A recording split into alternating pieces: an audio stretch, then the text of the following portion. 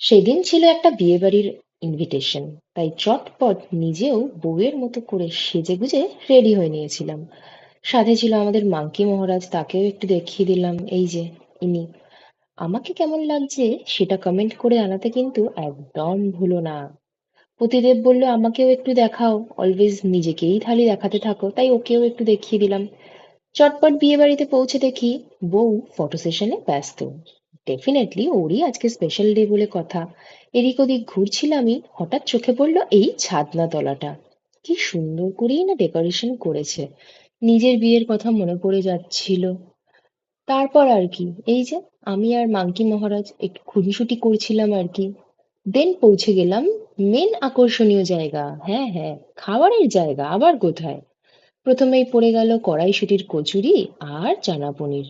খেতে হয়েছিল অতুলনীয়। এরপরে চলে এলো ফিশ ফিঙ্গার। এটা একটু ঠান্ডা হয়ে গেছিল যদিও, বাট টেস্ট ছিল অসাধারণ। এরপর এসে গেছিল পাতে পোলাও আর চিকেন কষা। এই দুটোই যথেষ্ট ভালো হয়েছিল খেতে।